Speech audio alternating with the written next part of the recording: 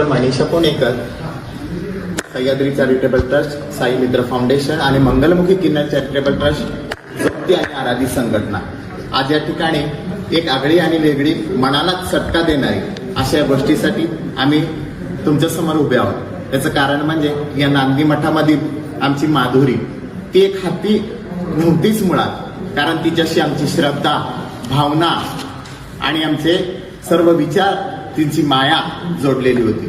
तिचं कारण आमची माधुरी इथून गुजरातमधील बनावटी जंगलामध्ये घेऊन गेल्याबद्दल आज आम्ही मंगलमुखी समाज तुमच्या समोर उभे आहोत। आणि तिच्या पायाचा आणि तिच्या नखाचा तुम्हाला काय अधिकार बघण्यासारखं, स्वतःच्या शरीराची, अंबानीला एवढंच सांगू इच्छिते की स्वतःच्या शरीराची रचना बघा।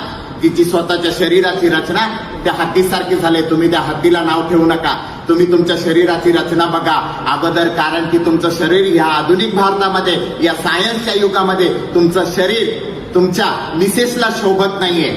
बॅरेटिक सारख्या सर्जरी असून सुद्धा तुमचं शरीर तिथं शोभत नाहीये। तुम्ही तुमच्या स्वतःच्या शरीराची रचना बघा, मग आमच्या माधुरीकडे